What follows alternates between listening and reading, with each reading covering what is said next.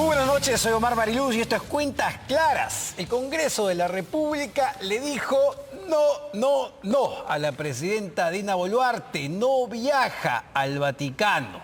No viaja al Vaticano para las exequias del Papa Francisco. La presidenta Boluarte pidió el permiso. Incluso el Congreso de la República se reunió de manera excepcional hoy a las 5 de la tarde. Pero no consiguieron los votos suficientes, pues 45 votos en contra, 40 a favor, sobre todo de las bancadas aliadas, ¿no? Fuerza Popular, Alianza para el Progreso, Avanza País, pero los votos no fueron suficientes y le dijeron, no señora, usted no viaja, usted se queda en el Perú. ¿Qué es lo que dijeron congresistas como Norma Yarrow y Susel Paredes, que justamente votaron en contra de este viaje de la presidenta Boluarte al Vaticano? Escuchemos.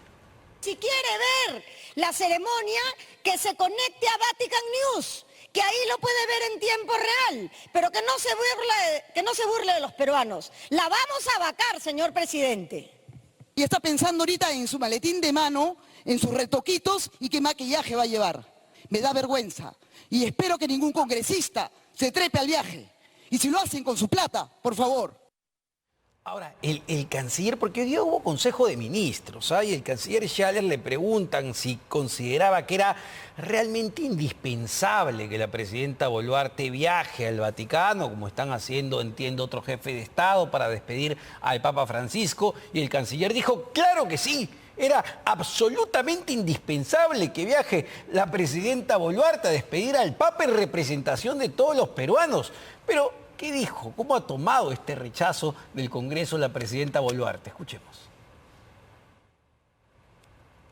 Antes de terminar mi alocución esta noche, quiero comunicar a la población peruana que al enterarnos del fallecimiento de nuestro Santo Padre, recordé algunas palabras de cariño del Papa aquella vez que me reuní en Roma, de cariño al pueblo peruano. Quisimos participar de sus exequias para llevarle el cariño de despedida al Santo Padre del pueblo peruano. Este domingo, que se cumplen 7 días de su sensible fallecimiento, acá en Palacio estaremos realizando una misa en honor y en homenaje a nuestro Santo Padre Francisco. Descanse en paz, Papa Francisco. Muchas gracias. Bueno, ahí está, ¿no? Bastante afligida la presidenta Boluarte, evidentemente, con esta voz dolida. No sabemos, evidentemente, si por lamentablemente, la muerte del Papa Francisco, porque el Congreso le dijo que no, que ella se tiene que quedar en el Perú a gobernar. Porque, a ver, y acá me permito decir algo, la presidenta se quiere ir al Vaticano, se quiere ir a despedir al Papa Francisco, cuando lo que tenemos en el país, francamente, ya lo hemos dicho, es terrible. No solamente por la cantidad de asesinatos, delincuencia que estamos viviendo. Por favor, esta semana se escapó un preso del penal del Lurigancho. Han tenido que renunciar al jefe del INPE el día de hoy, el señor Javier Yaque ya renunció. Han sacado al director del penal del Lurigancho.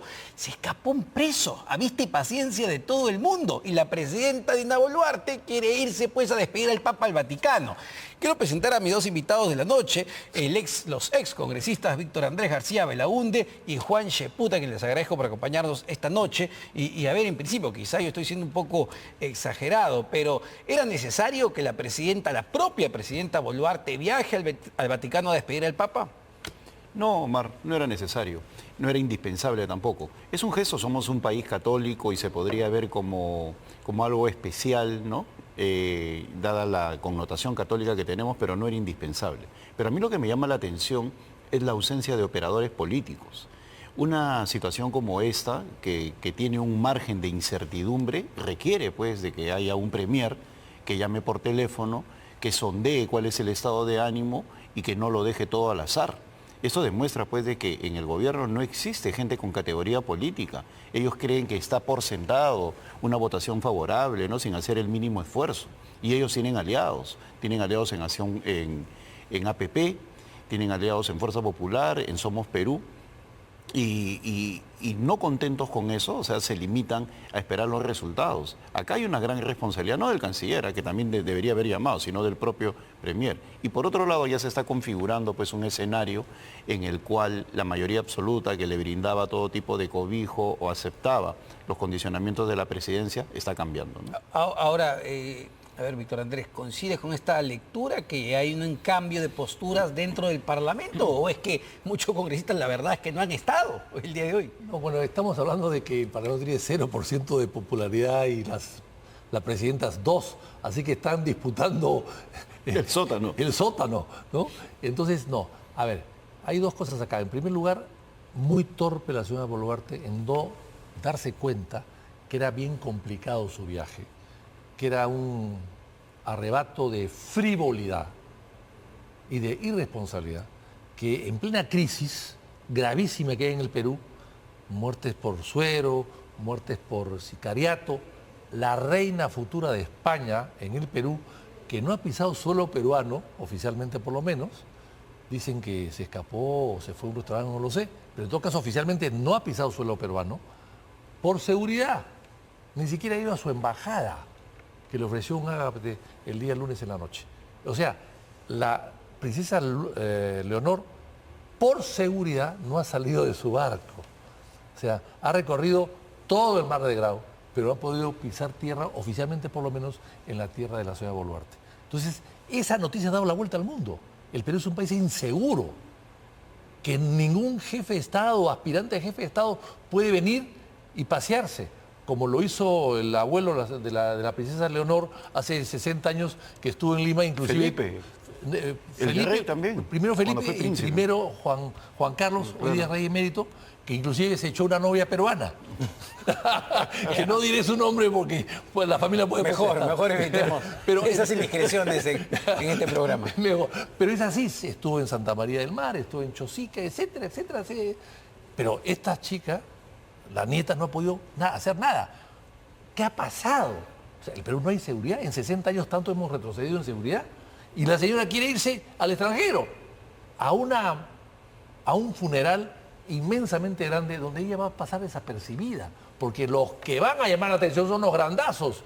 Claro, Trump, etcétera. Yo no entiendo de dónde viene esta idea del canciller Schaller de decir que la presencia de la presidenta Boluarte era absolutamente indispensable en la despedida del Papa Francisco. ¿Qué de indispensable tiene la presencia de Boluarte en el Vaticano? No, en absoluto. Es una exageración del canciller, ¿no? Seguramente para querer mostrar el desagrado del gobierno ante esta decisión del Parlamento, ¿no? Pero tú has dicho una cosa muy importante, ese tema de las sesiones virtuales. Es más fácil decir no cuando estás a través de una cámara que sustentarlo en un debate, ¿no? Entonces eso debería llevar al gobierno a no hacer papelones de ese tipo. Un papelón que en primer lugar tiene una condición, ¿no? La situación del país. Si la situación del país no lo amerita, pues simplemente no viajo. Pero si a pesar de eso deseas viajar para aparecer en la foto, que como bien dice Víctor Andrés, va a ser muy difícil estando Trump, otros reyes, ¿no? Macron, toda la élite europea, va a pasar absolutamente desapercibida, pues aún más debería llevar al gobierno a entender que está atravesando un momento especial.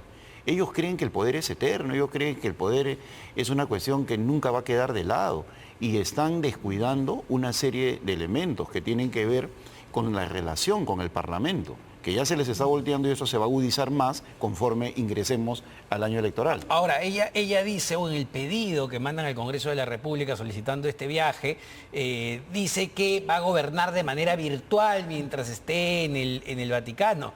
La pregunta sería si en este momento está gobernando de manera presencial con lo que estamos viendo. No, además ya hemos visto cómo gobierna virtualmente, cuando se fue a la China y cuando ha estado internada, inconsciente durante varias horas. O sea que eso me parece una tontería. Lo que sí veo es que el Congreso, que cohabita con el gobierno, que son socios con el gobierno, ha querido despertar un poquito y no ser tan servil al gobierno en este permiso.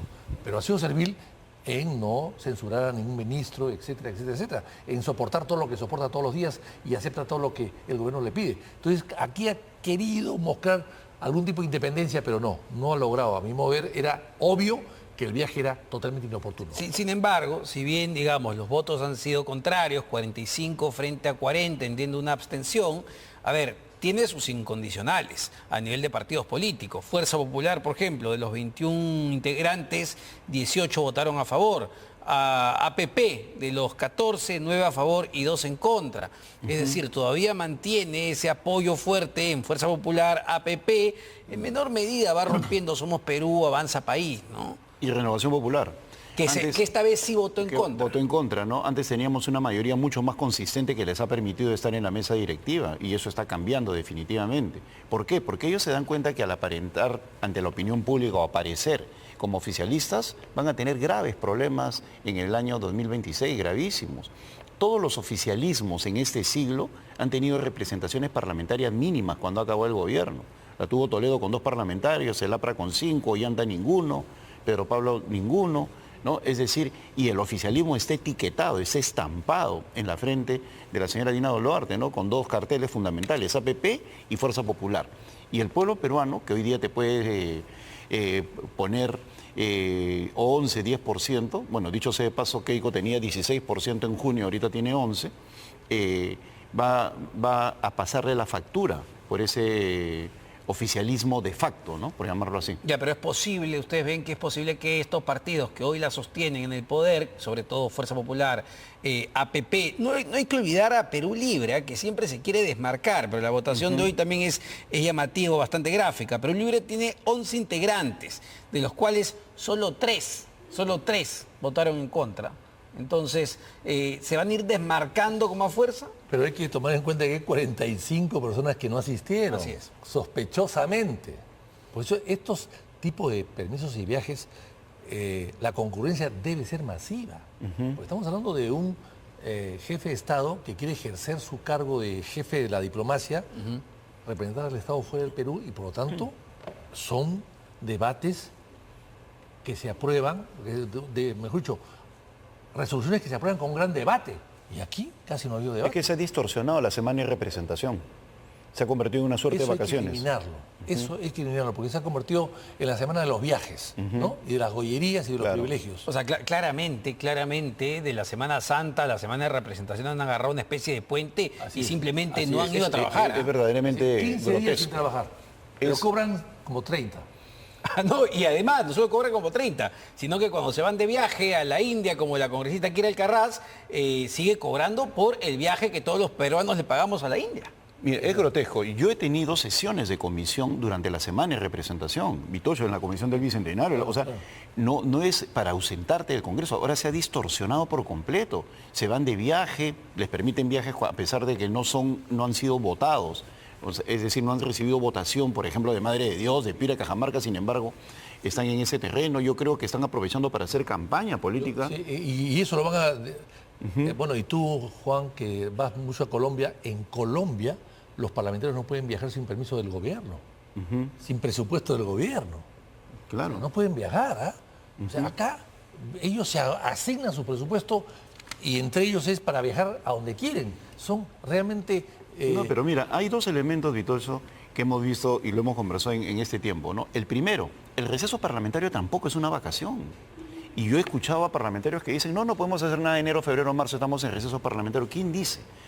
O sea, durante la presidencia de Luz Salgado y de Luis Galarreta habían sesiones de las comisiones durante los 3 meses de verano, porque el receso parlamentario no significa que no trabajes. Igualmente, en la semana de representación, si había alguna urgencia, por ejemplo esto de la presidenta, o sacar un proyecto de ley adelante, pues se hacía. Y ahora se ha convertido en un paréntesis. Simplemente los señores se van de viaje y no pasa nada. Ahora, quería poner otro tema sobre la mesa que tiene que ver con las investigaciones a los presidentes de la República, porque mañana el Tribunal Constitucional se va a abocar a la demanda competencial que presentó el Poder Judicial y el Ministerio Público para determinar si la Fiscalía puede investigar a un presidente en ejercicio. Incluso la Defensoría del Pueblo ha solicitado estar como amigo de la Corte, ¿no? En este proceso, dando información, exactamente, amigo de la Corte, pero en este caso es el amigo de Dina Boluarte, señor Josué Gutiérrez, porque va a salir a defenderla, evidentemente. En principio, y para no ponernos legales, ¿se debería investigar a un presidente en ejercicio? Ojo, no acusar, investigar a un presidente en ejercicio. Sin ninguna duda. Yo creo de que el hecho que no se permita que se investigue un presidente es una carta abierta para la impunidad. Y uno no puede, cuando uno legisla, no puede pensar en que todos los presidentes que van a venir van a ser buenos, cívicos, honrados, transparentes, etcétera, etcétera. Puede venir un sinvergüenza impulsado por la delincuencia organizada y hacer lo que se le da la gana y no se le va a poder investigar.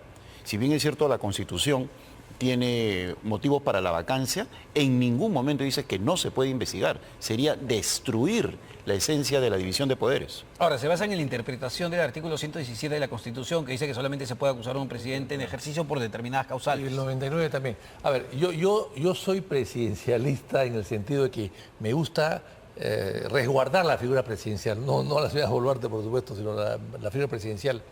Y en realidad en el Perú nunca se ha investigado a los presidentes, en todo caso durante el ejercicio. Y esto es algo novedoso, o último en todo caso, casi a partir de Castilla, ¿no? O de Castillo. Y el tribunal dijo en un momento, bueno, la señora fiscal anterior, Zoraida creo que Zoraida era, Ábalos. ella empezó la investigación de Vizcarra y la detuvo, ¿no es cierto? Y por eso la destituyeron ahora después.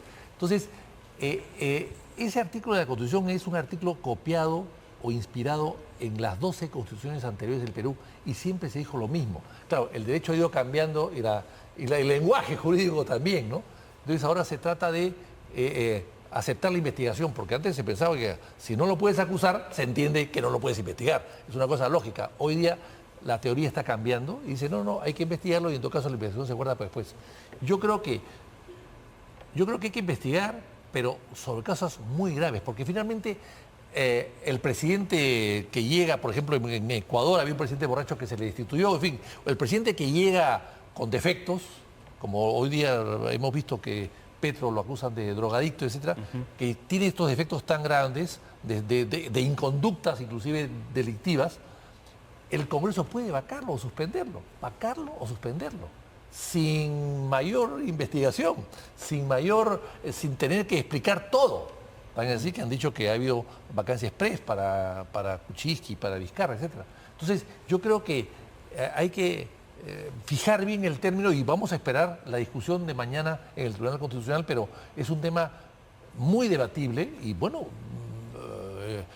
veremos qué solución se da, ¿no? Claro, porque, y efectivamente, ¿no? Quien decide iniciar la investigación en realidad fue Pablo Sánchez, si no me equivoco, contra Pedro Castillo, y asumiendo una interpretación diferente a la de Zoraida Ábalos en su momento, y él dice, recordando la argumentación, él dice, oye, necesitamos abocarnos a la investigación en este momento para evitar justamente que los indicios y los testimonios se vayan diluyendo con el pasar del tiempo, que parece un argumento también válido, pero claro, lo que hemos tenido en los últimos años son, no sé, 6, 7 presidentes, ¿no? Claro, y tal vez por eso es que tenemos a todos los presidentes que surgen de la Constitución del 93 presos o en problemas con la justicia. Porque no se les investiga durante el mandato. Y los fiscales que se vuelven protagonistas. Protagonistas, también ambas cosas, ¿no? efectivamente. Ambas cosas se han creado, ¿no? Así es, entonces, como conversamos con Vitocho, o sea, tiene que haber pues, una reforma holística de toda la parte, toda la parte de Estado de nuestra Constitución. Hay muchos estímulos como para que se cometan actos de corrupción. Uno de aquellos es que no se investigue porque recién, como bien ha señalado Vitocho, a partir de Martín Vizcarra es que empieza esta situación.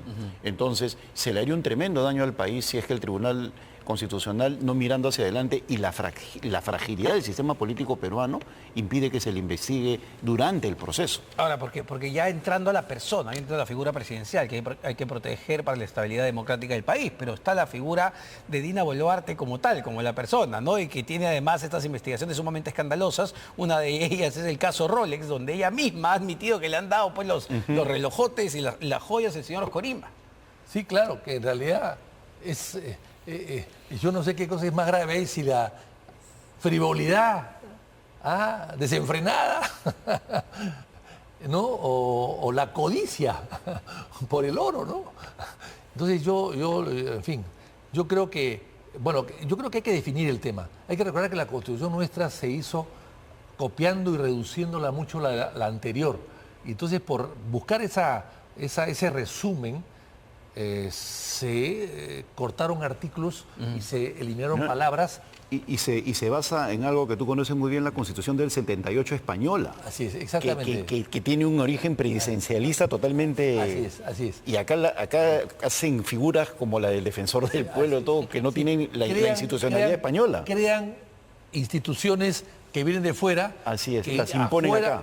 Que afuera pueden haber funcionado, pero acá en el Perú las cosas a veces no funcionan igual. Y ahora todo esto, ¿no? El rol del defensor del pueblo, ¿no? Uno espera pues de la Defensoría del Pueblo determinado rol hacia la población, ¿no? Que el defensor del pueblo se termine convirtiendo en el defensor del presidente o la presidenta Boluarte en este caso. Claro. Y ¿hace bien Josué Gutiérrez con lo que ha hecho? No, porque mira, está demostrando una trayectoria sinuosa, ¿no? Él se pone a favor, por ejemplo, de la eliminación de la extinción de dominio e impulsa proyectos de ley, se pone a favor de que Nadine Heredia viaje, nadie le pide su opinión, pero él dice que la dejen viajar a Colombia, ahora está detrás de esto. Es una persona que se ha olvidado de que la esencia de la Defensoría del Pueblo es de pensar no en los que tienen poder, sino los que no los tienen, ¿no? Es decir, en estos momentos hay una serie de fracturas sociales en el Perú y ni está enterado el Defensor del Pueblo, porque él está preocupado de viajar a Arequipa para sustentar esta situación. Claro.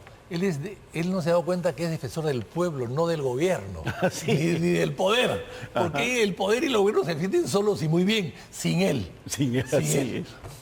Claro, pero esto lo que nos muestra es esto que se cuestiona, que hay un pacto, ¿no? Y que justamente el defensor del pueblo es producto de ese pacto y que ahora él tiene que responder al pacto que lo puso en esa ante el silla. Congreso, claro, mira, es una persona que no debió ser defensor del pueblo. Él estaba vinculado a Vladimir Cerrón, él estaba vinculado también a Ollanta-Humala y Nadine Heredia, ha sido su defensor.